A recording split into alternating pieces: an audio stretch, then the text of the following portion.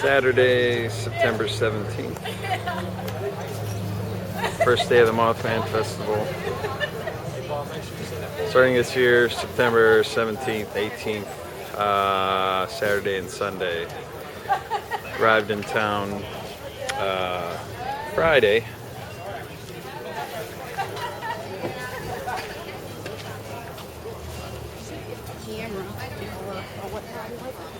This is the famous Mothman statue, which is right in the center of Point Pleasant.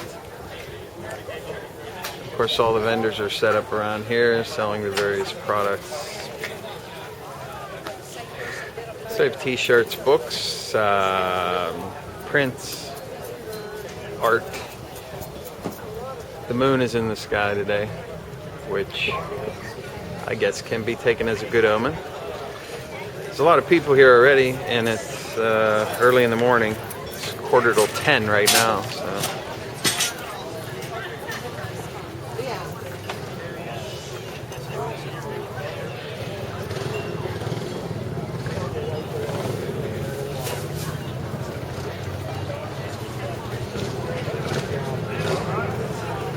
A couple nefarious men in black folks. Look out here. There's the ghost piece.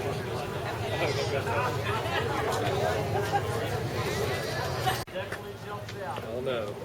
I sense a Well, I have to do something, don't I? yeah, just try to, you need to get stabilization.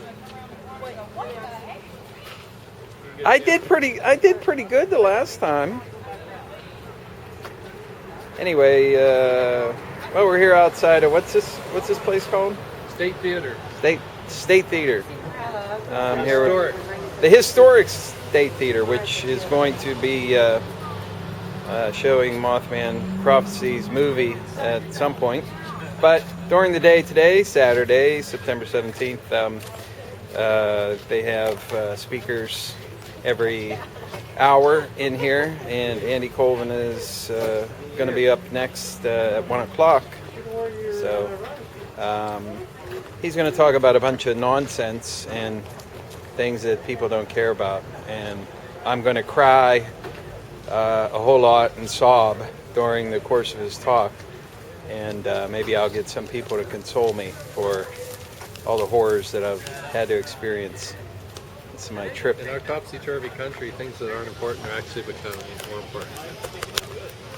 Is that so? And how so? Everything's backwards now.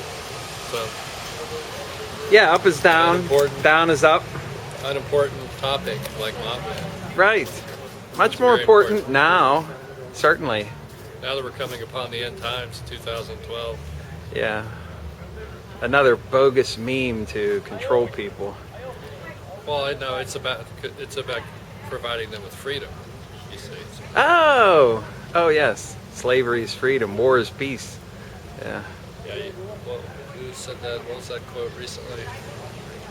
Nick Pope was saying that you don't want people to associate UFOs and 911 because that gives them freedom. You don't want them. You want to stop that, so that they can have freedom to think. Of course, he knows his audience. He knows that they're already all mind controlled anyway. So he's actually telling the truth in a way, but not, because it's up to them if they want to associate UFOs and 911. Right. Well, he's a big ETHer, isn't he? Yeah. Yeah. I think. I mean, who knows? Yeah, well, that's the idea he promotes, I guess. Whether or not he actually believes that's another matter entirely. Yeah, and he's a little more sophisticated in how he promotes it, I think. It's not just straight up aliens, it's more subtle. Yeah. Those guys sometimes just deal with superfluous topics to the point where, I mean, the people that are listening to him already believe in the ETH, so he doesn't really have to talk about that. Right. So he talks about other stuff to keep them occupied. Yeah, but I bet there's very little actual historical material or factual discussion of political ideas or anything like that. Firmly discouraged, because here's my prediction. The next big thing is we shouldn't confuse political talk with the paranormal, because that will make you seem nuts and crazy. Even though, as I pointed out many times before, conspiracy goes with paranoia and paranormal altogether. So, and politics is rife with conspiracy. So, there has to be a paranormal aspect to politics as well. So, divorcing the two is pointless. Well, they've decided to bring them together. The media and the government and spooks have decided that they should go together, and have been doing that for 50 years. They bring in UFO stories all the time. Yeah, but they don't bridge the gap. That there's a direct connection between the two. They talk about the two as though they're separate things. Yeah, true. Right. True. Right. And they only do the UFO things to get to bring in the fringe element, Good the faith outsiders. distraction material. Yeah, that's beautiful. Yeah, if they were to talk about the relationship between the two more, it would reveal why they're doing it, which they can't do. Right. And there's always going to be a propaganda agenda. That's for sure. So, It is to hear you. First time I heard you on Visigoth's show, I was like, dude, I could sit down and like talk with that guy for like 5 or 6 hours. But that's probably not the usual thing you get, right? Not usual. Your fans know that you're not usual. Yes, that's true. That's what makes you so. That's true. Andy's wearing his shirt he made for Mothman Festival. So I got 2 minutes till my totally unplanned talk. It's certainly the case that some of these abductions are being staged by humans. So you have to always consider whether or not human players were involved. And it's none of the stuff he said was incorrect, in the sense that some of them are interested in genetics, and they are interested in, I can't remember some of the other things, but some of the research in the last year involves if there are human players involved in some of the abductions, who are they? Because last year when I was here, we just sort of figured out that who some of these players might be, and it tended to go toward the ex-Nazis, people that had saucer technology during World War II. And there's some evidence that some of that technology was transferred not only to America, but maybe to West Virginia. So in the last year, we've seen a few more clues come up pointing in that direction. And I just put together 3 volumes of Keel articles from the 60s, where you see more and more pieces of information that point toward human players trying to, assuming there is some kind of real ancient phenomenon where, quote, aliens are able to shape-shift and all that, there are humans who are trying to mimic that for some reason, and it's very clever, and there's obviously a move to make people believe more and more in aliens coming from official circles, and this is really what the UFO history is about. And you can sort of see where it's led, because today we now have drones and remote craft that fly all over and drop bombs and shoot bullets.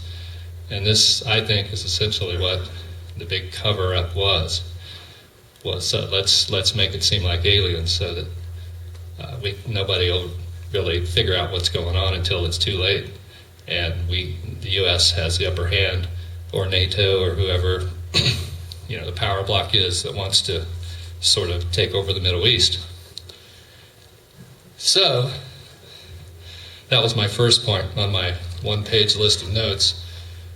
Is that the ET cover-up was really about making sure that nobody figured out that drones were being developed.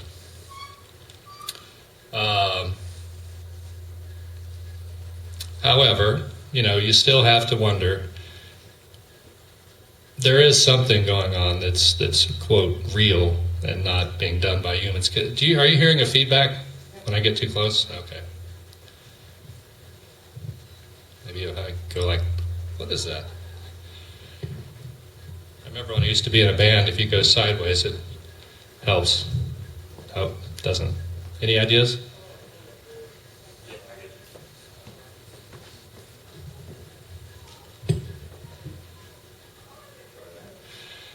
If any of you follow my blog on, there you go.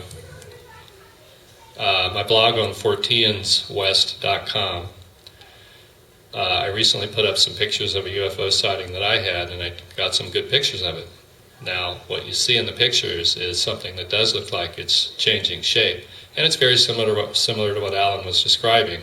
A series of lights that change color, change shape, formation. The formation changes. The one I saw went from being very long with multicolored lights to, would spin.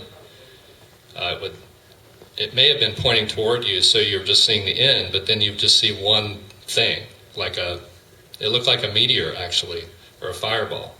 So when it moved from one spot to the other, you saw a tail, and then it would stop. And at one point, it looked like an exploding atom molecule or something. So, did I immediately classify that as terrestrial? No, because it might be the real phenomenon.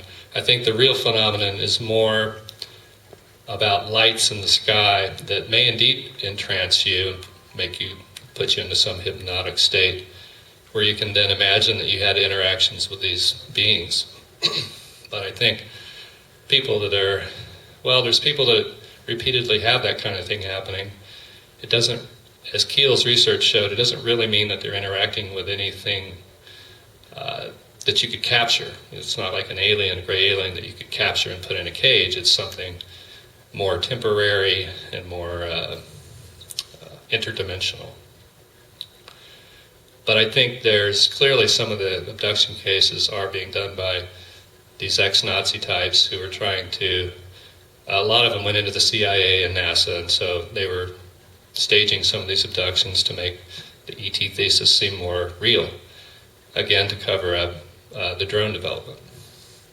But my sighting, I'm still not sure, which one it was. It's possible that they've now developed drones that look like shape-shifting lights, because they had something like that in the 60s, actually in the 40s. If you read some of the old saucer news articles, I have a couple of compilations of old saucer news articles at my table that you can look at. And there was a guy in the 60s,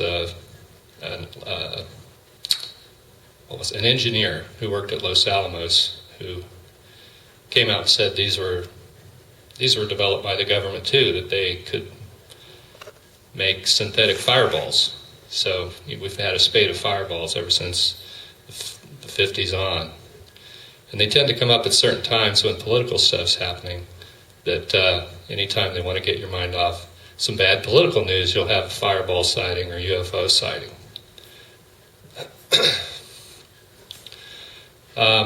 Now, my sighting was just in the mountains in Washington State and didn't really tie into any political events or anything, so I'm tending to think that this was a real sighting, although it was near a naval station, so it's possible that they were testing out something that could fly above the naval station and observe what was going on, and at the same time looked like some kind of shape-shifting UFO. I'm not quite sure why they would do that, but I guess it'd be easier just to have a drone floating up there that didn't really have to do any fancy light work. But in the last year, we've had some interesting things. I know last year we weren't aware of this sighting, but there was a sighting of Mothman here in town in August, and that was around the same time that the TNT dome blew up. And the Frick brothers and I investigated where it happened, and it was across the river at the Walmart, and then Mothman followed these ladies to their hotel. Then we checked out the hotel and realized, hey, that's right where the Silver Bridge came down. So you essentially have Mothman appearing over the Silver Bridge again just last August. And of course my research is all about trying to figure out why Mothman appears in certain spots. Is there some code that he's trying to get across some message. If you look at all the different spots, what do you find? What do you see? And that's, it's all speculative. We don't really know. But the trail has sort of led back to, the guys that are faking the ET abductions and things.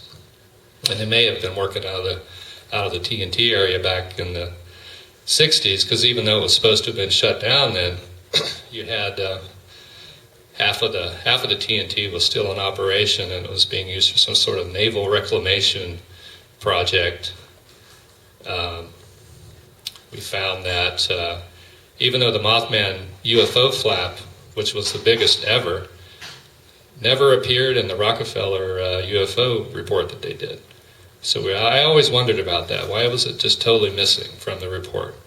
And then Ted Torbich and I think Ted's in the audience somewhere, he's got a good radio show called Stench of Truth.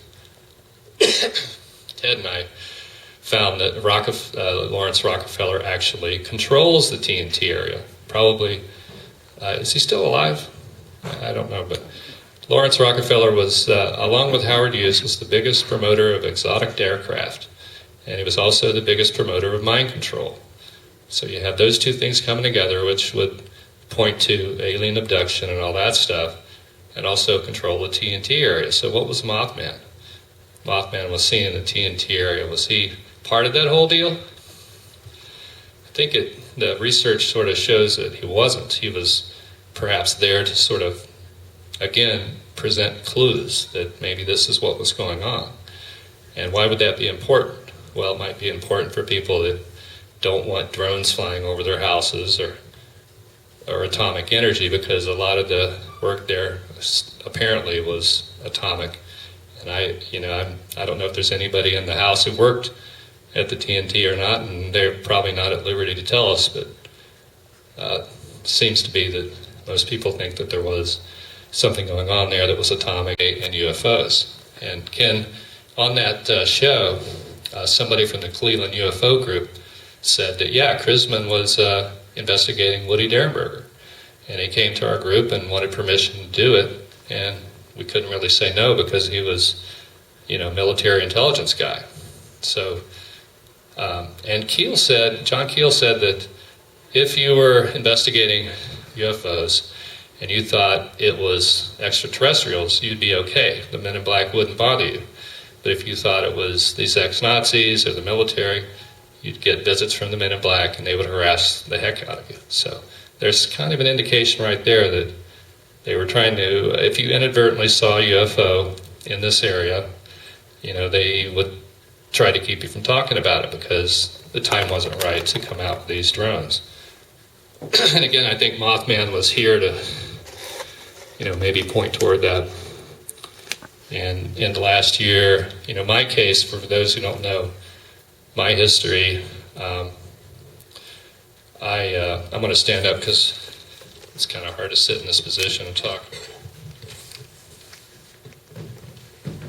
My history comes from Charleston, where I grew up. We had a bunch of Mothman sightings, and it did involve 911 in that I had a friend who was seeing Mothman, and he claimed that there was going to be this terrorist event in 2001, and that I could see it. Mothman would let me see it if we stood in this particular spot in his yard. So we stood there and held hands, and I saw this 2 or 3 second vision of exploding buildings, which scared me enough that I stopped being friends with him. And then when 911 happened, I realized that he actually was onto something, and the Mothman was kind of a real thing, and maybe the prophecies the Mothman had been giving people were real. So that's when I started filming the Mothman's Photographer, which is about 10 years old now. We've been doing interviews for 10 years. We've got 50 plus witnesses, John Keel, people like that, talking about Mothman. And got some new episodes actually here in the last couple of years. And I've got a few of those at the table, and that may be I don't know how many more of those we're going to do, but if you're interested in investigating some of the other sightings in the area, not just the Point Pleasant ones, although we do have a bunch of Point Pleasant people in there too, that would be a disc to check out.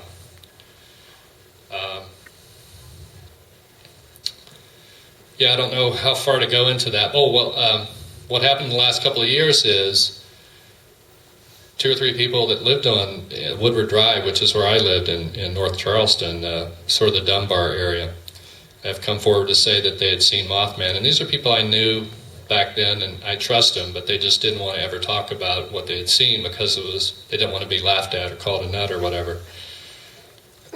And one guy who was here last year when I gave my talk, Mothman touched him on the shoulder, and I didn't really put it all together until now, but he actually came to my house one day, right after I had seen Mothman, and this is in the early 70s. He came to visit. Mothman had recently touched him on the shoulder. My sister was there. She took a picture of me, and in the window is this face that looks like a Garuda or a Thunderbird. And it was accidentally found by my 2-year-old son, who pointed to the face and said Garuda. Otherwise, we would have seen it. So that got me going on that trail, but it sort of looks like... this lady contacted me last year and said, I was with your sister in the woods, and we saw the red eyes, and it was invisible. The body was invisible, but it was the red eyes, and she thought it was Mothman because her brother had seen Mothman in the Birdman form in that same place soon after that. So, but my sister never even mentioned it. So everybody in that was involved in that photo and was in the room at the time had seen Mothman, but my sister just, I don't know why she never told anyone. I just found out that she had seen him through someone else. So that's a new development that's pretty interesting. And that area that we all saw Mothman in is called Bird Mountain. So and I just met a guy at my table who knows that area, and he knows Bird Mountain and everything. And I told him about the church and the school that was there, the old school that burned down, which may have stimulated Mothman to show up there, because it could have been Charles Manson who burned the school down, because Charles Manson lived on our street. And that may explain, Manson ties into that whole weird ex-Nazi thing too. He has a swastika right on his forehead. And he was probably programmed by the same guys that were programming some of the UFO abductees. What else have I got on my list here? Recent stuff. I'm going to keep it short because we're running behind, and I don't want the person coming after me to be delayed too much.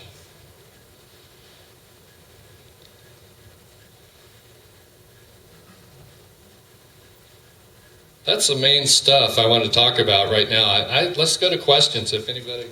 Does that sound all right? What time is it? How much time we got? 10 minutes, all right.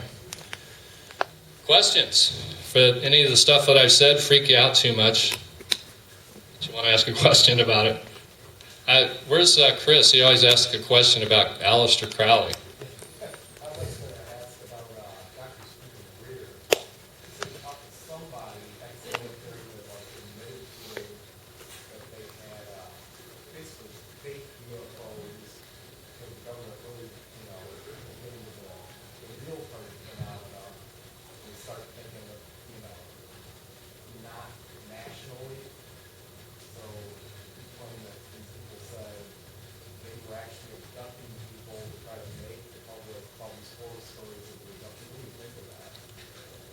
Oh yeah, all the major UFO contactees. He's asking about Stephen Greer came forward and said that they were faking the abductions. Is that what you...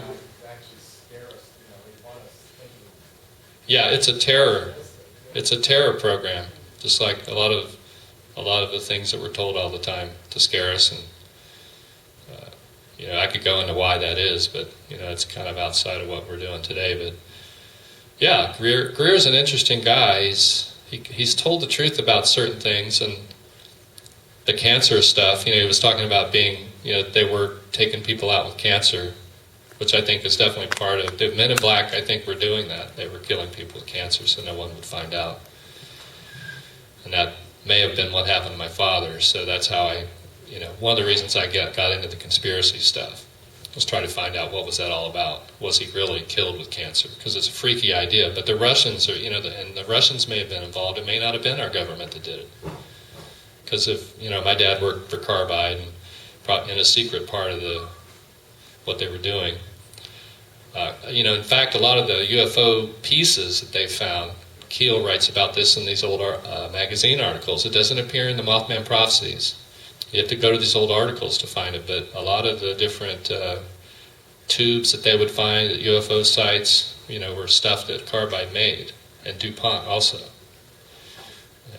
DuPont has a plant near Charleston where they were seeing men catch on fire and disappear. I worked there for a while, and I heard all those stories, and I think, that's what happened to the Philadelphia experiment guys.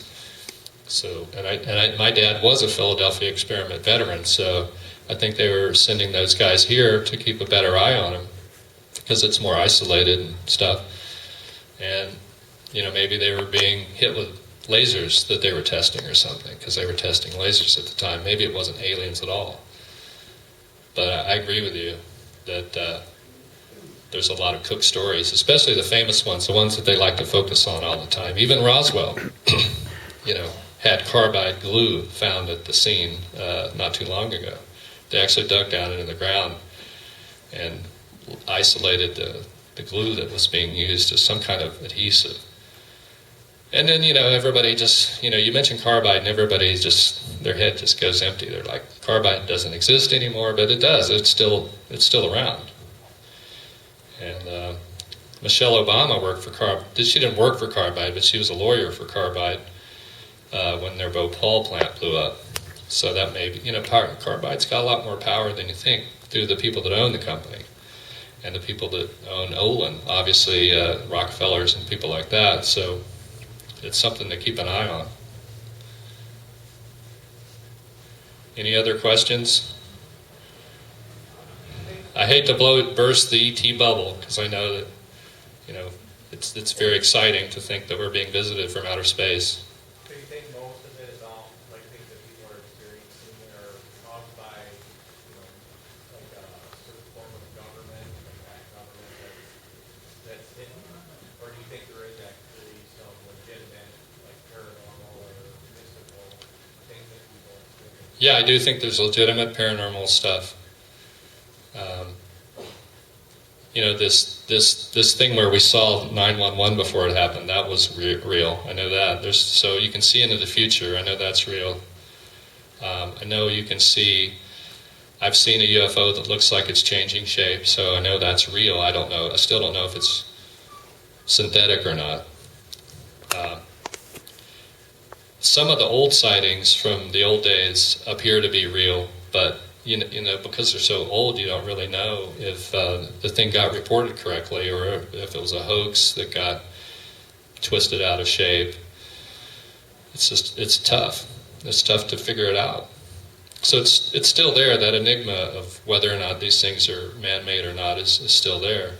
But I just think some of them are more obviously man-made, and you can tell by who's promoting it, when it happens, how much it's promoted. The types of things that happened during the encounter, like the Betty and Barney Hill case, really started off with them seeing a guy in a Nazi uniform, but then it somehow, the army hypnotized them, and then they forgot all about the Nazi, and then it became gray aliens.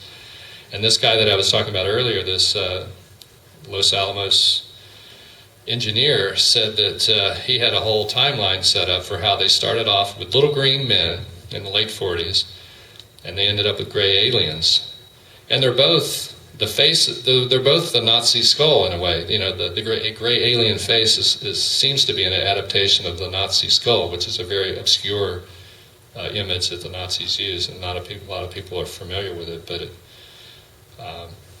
when you say Nazis, you have to be careful because after the war they were subsumed into all the other countries' war efforts. So they don't really exist anymore in that way.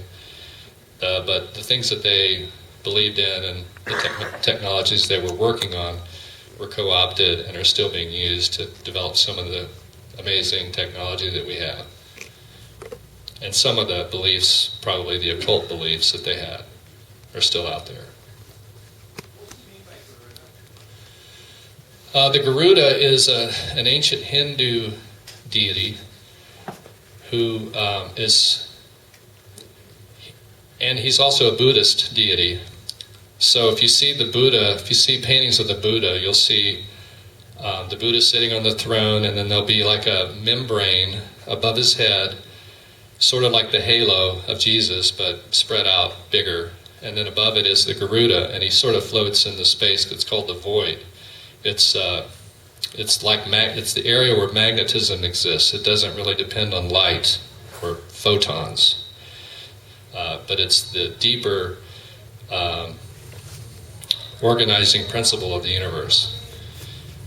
And it's very mysterious. Magnetism is something that is not understood at all, barely today. I mean, they have some knowledge of it, but they're still trying to figure out what particles, if you break down a light, it's very difficult to locate where magnetism is in there, but it's in there somewhere. They know it's in there, they just can't identify it.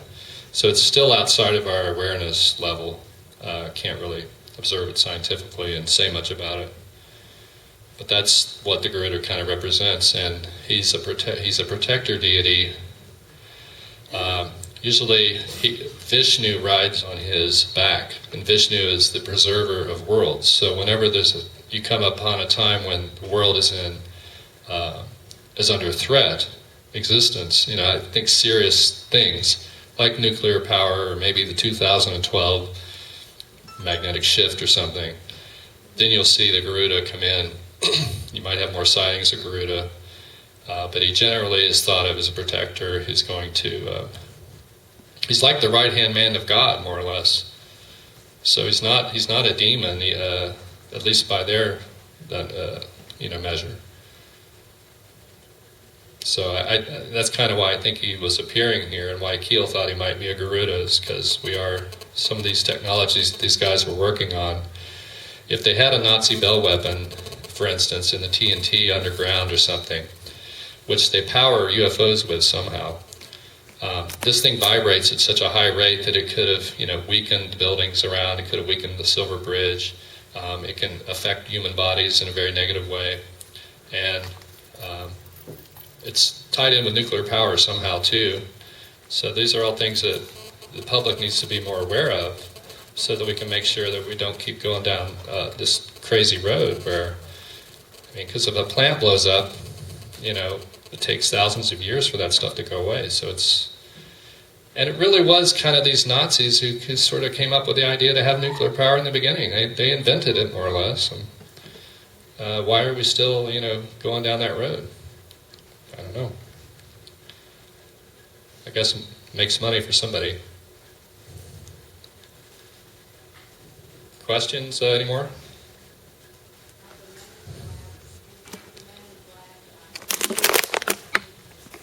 Are they human? Good question, because we're still debating that one. It appears that there are some that are not human. I don't know how much that's been blown out of proportion. Keel wrote about that, the ancient phenomenon. There are men in black that have shown up that look like dead people who are really tall and pale.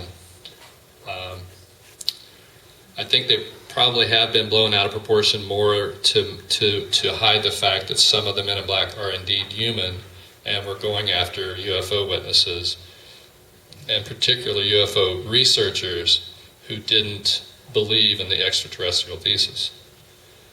And there's lots of clues that they were actually involved with the ex-Nazis, the kinds of license plates they had. They had the XX license plate.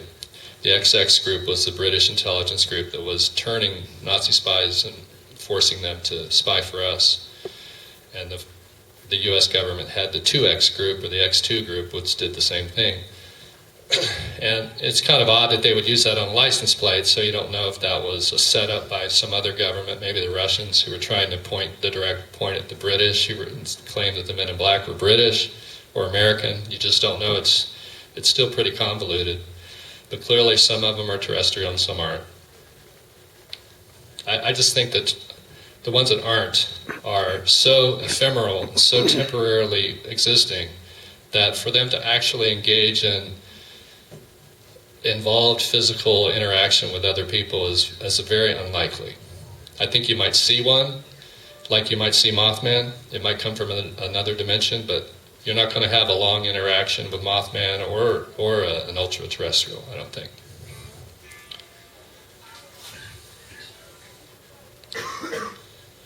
Got I don't know, 5 more minutes or something? So we can take a couple more questions. Ted, you had a question? Yes. Well, I can clarify for sure. I talked to Hank Albarelli, who wrote a book on Frank Olson, who worked at Fort Detrick. And he said that one of the experiments that they were working on at Detrick was the ability to inflict cancer by injection, deliberately inducing cancer in people as an assassination weapon. And Olson was directly involved with that. And because he was a blabbermouth, of course, they did him in. So the technology was there to give people cancer. And it's only likely that if they had it back in the 50s, that it would be more well-developed today. So just just to support your thesis about induction of cancer, I think it's pretty much out there. And yeah, Ted's basically saying that the cancer injection method is stood up to a lot of different researchers looking into it, and there really is something there, and it's been around for a long time. It's a very creepy idea, and it's not above board kind of activity, and I don't think anybody should, support it, and we should try to point it out. But it's hard to ever say. Cancer is just one of those things that a lot of people get it, and you can't prove. I mean, it's really didn't the 911 guys? I'm sorry about that. The 911 workers. A lot of them are getting cancer, and the government's saying, well, you can't prove where your cancer comes from, so we're not going to cover you. And that makes it a handy assassination tool. I think Jack Ruby claimed that he claimed that he had been killed that way. Mm-hmm. So the JFK thing does tie into UFOs, by the way. There's some cases that I could cite, but I won't go there, but it definitely does tie in, and they may have been using that on some of the UFO researchers and witnesses that were giving them trouble. It's a very odd connection, but it's a real thing, and it's the kind of thing that's more and more becoming accepted in the conspiracy world. I don't know about the UFO world. They're still looking at extraterrestrials and wanting to believe that it's all coming from outer space. Even this comet Elenin thing, where the comet is supposedly coming by. That could be faked or synthetically created. I think they probably, if they had fake meteors back in the 50s, they probably have them now that can fly outside of the atmosphere and look like they're coming in as comets. And this would be what Werner von Braun predicted. He predicted that asteroid attack would be the last big terror weapon. I think it was. What was the sequence of things he predicted? One was alien attack. Do you remember? that was the last one. I know the last one was asteroid attack. Oh, the last one was aliens, asteroid or. Well, I think asteroids was last. Was it? Yeah. Oh, okay. So they've been using the alien attack one for a long time. But yeah, it was like the Cold War, and then the next one was terrorism, I believe. Terrorism, yeah, just rogue terrorism right. From Muslim countries. And, in Europe in 2009, only 1% of the terror came from Muslims. So, it's just not even. Muslims aren't really doing all that much terror. We had that Norway thing where you had a blonde guy do terror, and there was a UFO connected to that event. If you'll recall, there's a UFO seen over the building that exploded. And I don't know what that means exactly, but I think we all need to just try to think differently about, as Alan said, the people that are into this subject do try to think outside the box. You just don't want to get locked in the box of believing in aliens, because there's way more to this than that. One more question?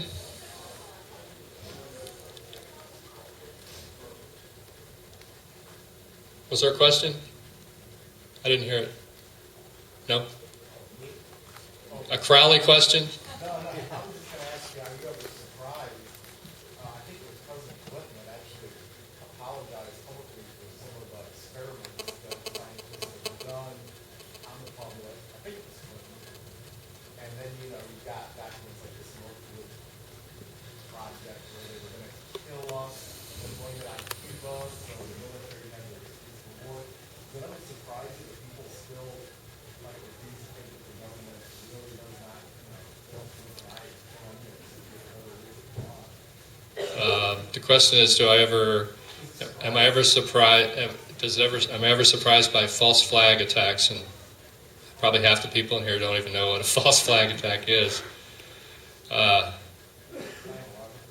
Well, somebody was just telling me that somebody dressed up like Indians and attacks. Was that you, Ted? Yeah. What was that story again? That was the Mountain Meadows Massacre, where Mormons dressed up as Indians and slaughtered a bunch of pilgrims heading west, and some Mormons killed some. Took their children. Mormons dressed up as Indians and did some massacre. Pardon if there's any Mormons in the crowd. There's rogue, I guess, if you want to call them rogue, people in every religion that do things. But that's a false flag attack where you make it seem like somebody else did whatever it is that was done. And I think a lot of the things that happen today are those, probably. The forms of mass control, or whatever you want to call it, are very sophisticated. And there's that nice idea that, I'm trying to remember who said this. They set up two, it may have been Greg. They set up one possibility, another possibility that seems opposite, and then at some point there's a connection that both of them, there's an idea that both of them have that you can isolate out and say, well, that must be the truth, and it really isn't at all. But because you've gone through this thing, it's almost a pyramid shape. You go from one to the other, Marlboro or Camel, Ford or Chevy, and then you find something that's a little bit of both or something, and then you think you're on to the answer. And you got to just kind of have to think three-dimensionally, I think, and break out of that and start seeing multiple options for why things happen, including UFOs and even Mothman. I can't say that anyone has the answer on exactly what Mothman is. He could be a Garuda. He could be a Thunderbird. Could be both. Thunderbirds are a little different than Garudas. Some cultures, depending on how they're set up, might view him as more of a threat or scary. I mean, certainly scary, but as I've said before, anything valuable often does seem scary at first. Any kind of step you take that's going to lead you to a better place, even if you're doing a workout regime and you hit that plateau where you can't move on to the next level, that can be very scary, because you think, I'm going to fail or I'm going to lose, and you just got to keep pushing through until you get to the next level. We have time for one more? Maybe? Anybody got one more? What's the connection? Is there any connection with Crowley? Crowley. Well, Crowley's... I know he, a long time ago, drew a picture of what looked like gray aliens. Yeah.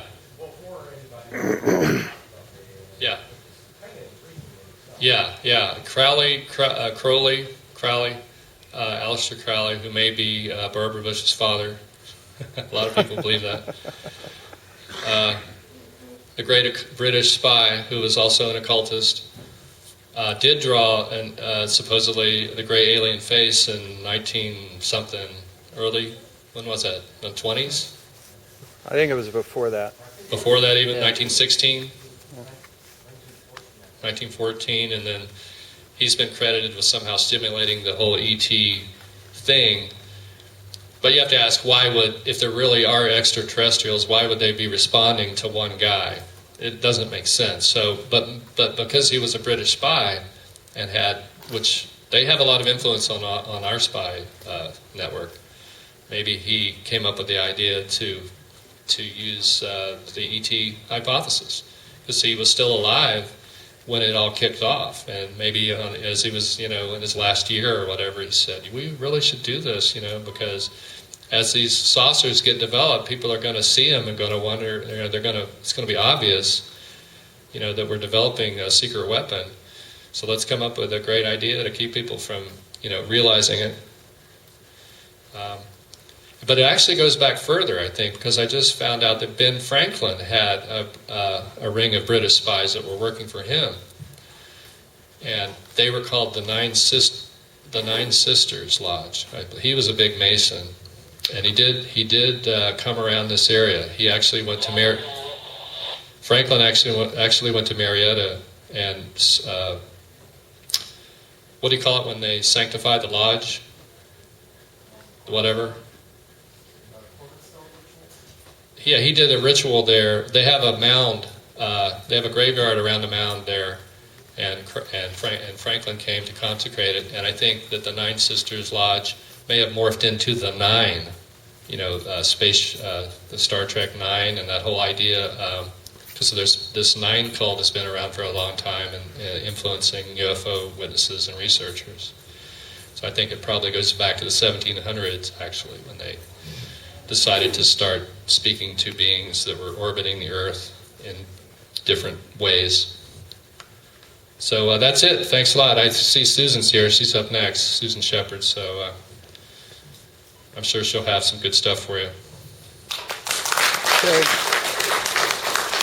Work, but when we see things like this with these goofy blue things that it takes a lot of the mystique away from the actual supernatural entity. These are real entities. They're not silly little things in cartoons.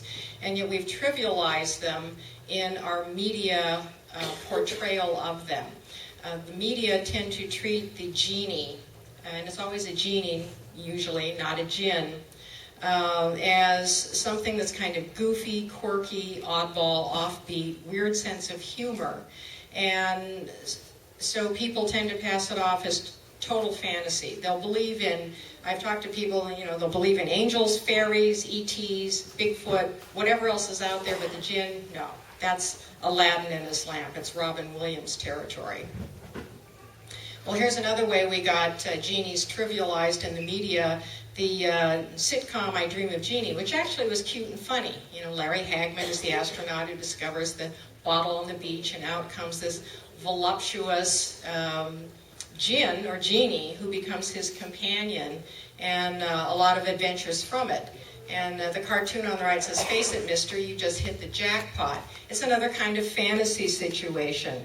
But again, it removes us from the supernatural reality of an entity that is interacting with us today, and sometimes not in very friendly ways.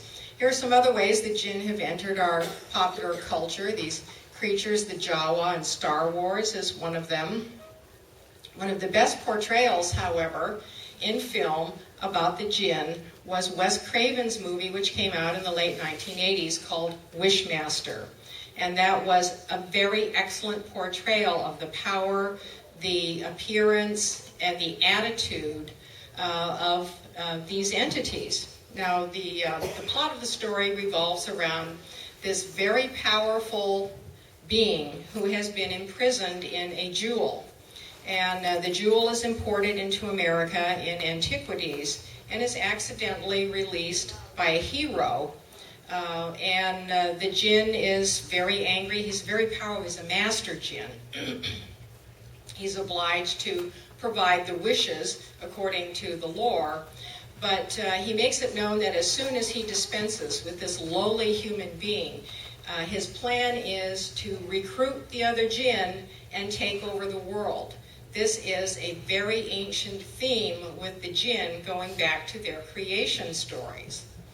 I'm not going to retell the whole story here, but the first wish, so the hero says, at first he's intrigued and says, okay, if you can grant me any wish I want, put $1 million in my bank account.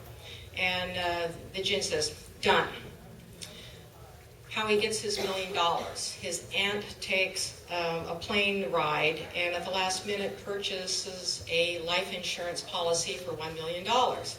You guessed it, plane crashes, she dies, he gets the $1 million, and when he finds out, his response is, I hadn't planned it this way. Second wish. Now mind you, he's only got 3. Second wish, he gets very angry at the Jinn. He says, just off the top of his head, I just wish you'd blow your head off. Done. The Jinn produces a gun, bang, blows his head clean off. The head reforms immediately. The Jinn says, ow, that hurt. And the rest of the story then revolves around how the hero and the Jinn have the conflict and struggle. If you haven't seen the movie, I won't spoil the end for you, but it is a very good portrayal of the original lore about the Jinn. I found this on the internet. Some dope wished to live for 1,000 years, so I turned him into a sequoia. That's an example of how the wishes get twisted and where we have the phrase, be careful what you wish for. So a little summary here about the Jinn, and then we can look at how they're playing out in our society today. They're the good, and some of them are the good and ambiguous. They have a superior intelligence that they have exhibited. Some of them can be enlightened. They're very cunning and very shrewd in their planning and dealings with us. They're very protective of their own kind and very loyal. The supernatural powers they make the most use out of: invisibility, shape-shifting, interdimensional transport, the ability to find the places in our interdimensional boundaries that are thin, that they can access at will and come and find footholds in our world. And then we become the unwelcome ones in their household. And they have the ability to create paranormal haunting phenomena. The ones that are not so nice, and these are the ones that I'm seeing in some intensely haunted cases that I've investigated, they can take monstrous forms, weird things that we've never seen before, that we would have to label as mysterious creatures. They bear a lot of ill will toward human beings, and they employ what we would consider to be terrorist tactics against us: possession, nightmares, dream invasion, mental oppression, bad luck, constant upset in the household. And they can do these things for quite a long period of time. They are very resistant to a lot of exorcism techniques to get rid of them that seem to work well against other entities. Well, if the Jinn were made of smokeless fire, do they have like a true form? What do they really look like if they can shapeshift? Is there some way that we can identify them all the time? Well, not really, but they do have favorite forms according to lore. In the Middle East, it's said that they like to be snakes, black dogs, and camels, although they can shapeshift into any form. Now, the Prophet Muhammad talked about dealing with the Jinn, and he dealt very successfully with them. But he told people that if a snake comes into your home, you must ask it 3 times politely to leave, because it might be a Jinn. And you don't want to kill a Jinn, because then you will get the wrath of the other Jinn upon you. So if it is still there after you've asked it to leave 3 times, it's probably a snake, and you can go ahead and kill it.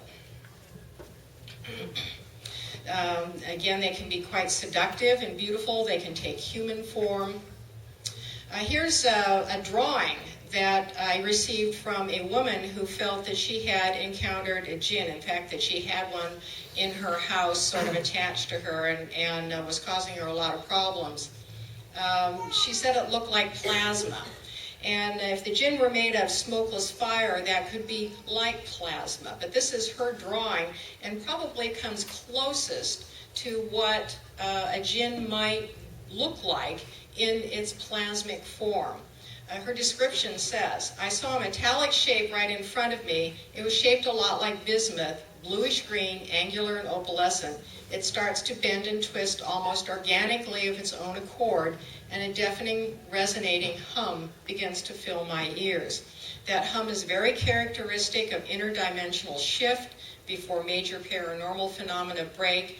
It also occurs when people have near-death experiences, astral projection. It's the breaking apart of the dimensional barrier, so we can go in one direction or something can come another direction into our realm. I mentioned that the Jinn-like monstrous forms, and this is where we start to get into mysterious creatures and odd things that happen that we can't explain, like Mothman. It's as though they like to upset us in some way, and they know that something that looks not quite right is going to have the biggest impact on us, even more than something demonic or hideous in many cases. Now, in the Vengeful Jinn, I examine how the Jinn might be interacting among us in all these various ways. Angels, demons, fairies, extraterrestrials and ultra-terrestrials, shadow people, those black figures that visit you in the bedroom. I talked about them here last year. Cryptids and mysterious creatures, ghosts and poltergeists. And there are some pretty good fits in some of those areas in particular. I'm not saying that these entities do not exist in their own right, that they are not separate races of beings the way the Jinn are, but what I am saying is that the Jinn have the capability of mimicking this, and if it helps them to stay hidden, to make us think that we're dealing with fairies or ETs or mysterious creatures, they might consider it to their advantage to do so, and I think they do that. One of the most common forms is the demonic, because some of them do like to torment people in demonic sort of ways. They will cause possessions. There are some differences between demonic cases and Jinn cases. I've consulted with demonologists on this as well. And I have found that there are many demonologists out there who have quietly acknowledged the Jinn. I don't know how much juice I have left on this. Here at the TNT area with Andy and Lisa and Gibson. I don't know how much juice I have left on this battery, but I'll try to shoot a little bit up, and once we get to an igloo or something to that effect. All right. Okay, I'm in the haunted igloo. Andy there in the background. I'll try to point at him. There. The haunted igloo where the man was living who supposedly killed some people. And this place is really weird. When you stand in the middle, it looks like the top is like bulging in at you like a 3D like a 3D effect, but it's an illusion. But it's really pretty cool. By the way, the Carbide lady I talked to today said that they had these at the Carbide Tech Center in South Charleston. They had munitions mounds like this, bunkers that she helped blow up and get rid of, as well as a nuclear reactor deep underground. Underground in Charleston. Yes, at Blaine Island, right beside Blaine Island, where the Tech Center is, in the hill there, and back in the hill. She said there were a bunch of buildings back in the hills there. Carbide doesn't have any overt connection to nuclear. Except right? when you study the Manhattan Project and you see that they did everything. Well, of course, but it's not acknowledged in regular history. It's basically what I'm getting at with that. Yeah, they never seem to mention it whenever they're talking about the history. They always say the government did the Manhattan Project. Right. And of course, we know from examining the material that we have about the West Virginia Ordnance Works that Lindy and that there was, ever since World War II, there was the dual government corporate partnerships. Even when it came to building the Ordnance Works, the government bought up the land, built everything up, and then basically gave it to a corporation to run. Mm-hmm. So that's, I mean, people act like public-private partnership is, you know, something that's recent, and well, of course it's horrendous, but it's not recent at all. It's something that's been in the works for a long time. So, okay, bunker. Shoot. Okay, here we are at the DLA, Defense Logistics Agency stockpile. Swing around here. Point Pleasant, West Virginia. It Yeah, used to we be got the the old sun behind marina, us. port marina. We're wondering, you know, there's different warehouses here that have enough rare minerals to disrupt the world market in various minerals. And they moved some of it, but they may not have moved all of it. Some of it might be nuclear. Keel thought it was nuclear. How much of it's underground? Because Well, all you can see here is a few above ground warehouses. But and this is that probably- can't be a strategic amount of anything over there. I mean, even if they had that whole thing filled with aluminum, it wouldn't be a strategic amount of aluminum, let alone a whole bunch of stuff, you know what I mean? But at the DLA headquarters in Columbus, what's it say? Naval Reclamation. That's the history of DLA. And that's what they were claiming that they were doing here at the TNT through Right. the DLA here was Navy Reclamation, and that's how they were doing whatever they were doing. And there's a deep history there. They had at least 3 or 4 reclamation projects in the TNT area where they were trying to restore it to its quote-unquote natural thing by removing all of the contaminants that they put in there by all the crap that they were doing at the ordnance works. But There was some connection to this place and what they were doing at Carbide with the underground nuclear reactor Probably. testing thing, whatever it was. That there has to be Dow took out. there has to be underground facilities here. There has to be. And you know what that And ties. you may be able to enter in from the river straight into the tunnels. Well, plus, you know, with the railroad being here too, you know, it's real convenient. But considering the fact that there's a lot of cave and tunnel systems here in West Virginia too. Well, there's supposedly all over Point Pleasant. Yeah. I mean, it has a long allure of Right. underground tunnels. Right, which if it's true, then there's probably at least some basis for it being here as well, for the storage of all of the so-called strategic material. They might even have a research reactor in this place. Quote-unquote research reactor. Keel definitely said there was something nuclear going on here. I have no doubt. I have no doubt. Is that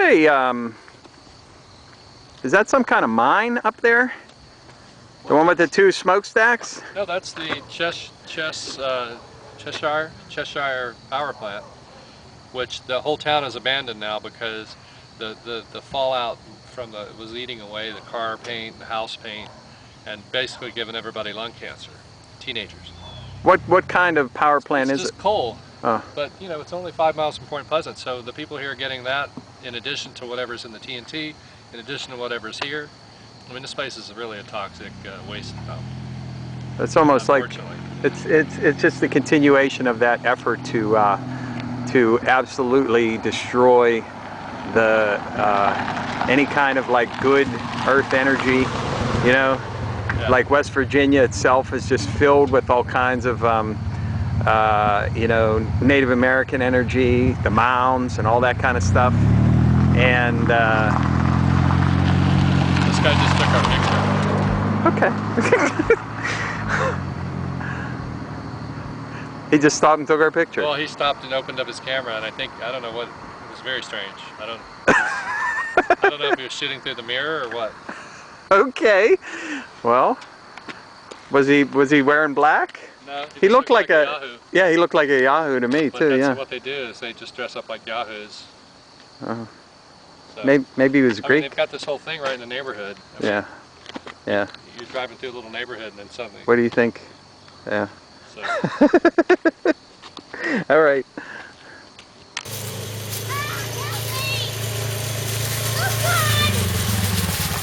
now we have fun in West Virginia, baby. You don't got nearly enough mud on that 4-wheeler, boy. You better get to that back country now. There's a whole mess of trails down there. There's like 10-year-old girls riding these things and everything. Oh man. Other people, other things. And they got to be your relation too, right? Potholes, huge ruts.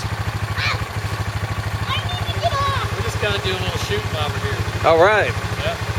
No way, I'm not your doing gun, right? anything. 45 auto. We should ask where we can go shoot it. Go ahead. Yeah. I got a box of ammo. You want to shoot? Yeah. Yeah. Good.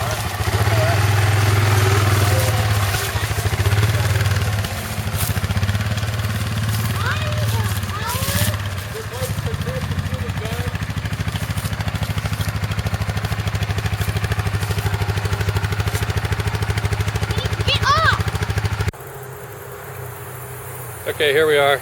Ted and I just tried to run up this hill here. It's a very nice little steep hill, and all of my cousins' boys told us how you're supposed to do it, but we didn't quite do it right because we didn't have it in four-wheel drive, but we slipped off that hill there. It's very steep. And we slipped off and almost turned over the four-wheeler, and we've both got little cuts, like if you look here, you can see a little scrape on the arm. And the boys, you know, they're all sort of paramilitary types out here, and they're like, oh, here's how you go up the hill, and don't worry about it, and you almost had the four-wheeler roll over on you, but you gotta get it back on and keep going. Now Ted's gonna show us how to bang out a few 45s. I'm pissed off because I got knocked down and rolled down a hill by that four-wheeler, so now I'm going to take out my aggression, Southern style, by shooting my 45 at You're a little short. You're a little close to that tree. Do you think you might get some ricochet back this way? No. No? You're pretty damn close. I saw something go past the tree. Did you? Yeah, I don't know if it... I saw a leaf go back there. Now there's a true patriot, liberal. I'm gonna stand behind Ted. I'm going to aim down at the base, that way if I miss, it'll go on the ground.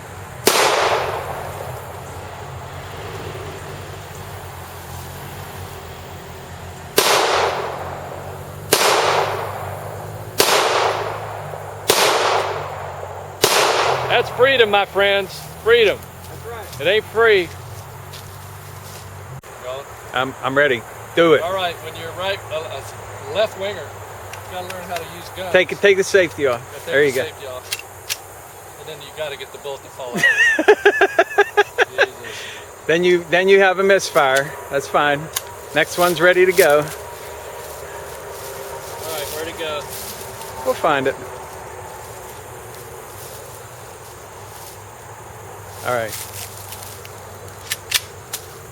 You already had one loaded. Oh, it's already loaded? Yeah, it's loaded now. Yep. You're ready to go. There you go. Look at that, right in the middle That's of the tree, my perfect. That's perfect. Let me zoom in on that. friend. I'm gonna put one right above it. Oh, Not quite.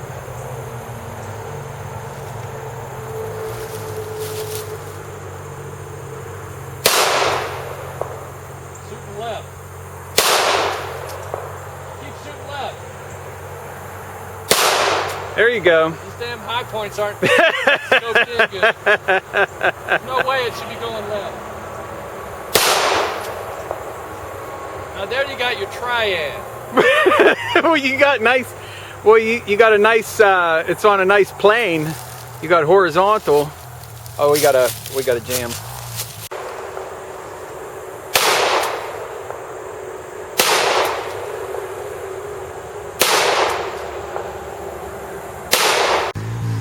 Full metal jacket rounds, so they're buried in the tree. So In the tree. yeah, Yeah. they're on through. That's Like, see democracy. itself back Deep in democracy. Hey, I can't find the video. I don't know why it's not on there. Things not hurt. Nothing's hurt. That's not hurt. We're not hurt. Well, I don't know whether I have the footage of Andy attempting his cresting of the hill obstacle, but this is the end result here. The four-wheeler is wedged in against a tree, and we're waiting for someone who has a little more knowledge and experience Make me do 20 push-ups. to get it out of here. And you can see this is the hill here. And I'm tripping and falling. Andy was doing pretty good. He almost made it to the top and something happened. I thought I was filming it, but I can't find the actual film. Sorry, Ed. It's uninjured. Why you don't come over the hill? I was coming up the side. Yeah, he went boom and it was done. You should have seen my first time on my dirt bike. Those cinder blocks. Okay, we're halfway there. The four-wheeler has been successfully extricated from the tree. Now we are going to try to get it up the rest of this hill by expert navigation.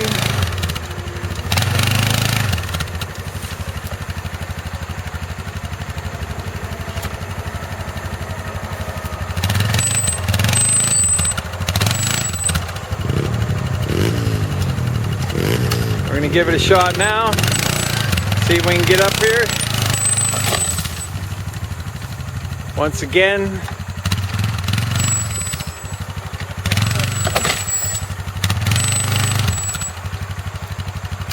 Here we go. One more time. We're cresting the hill. Yes, sir! There you go.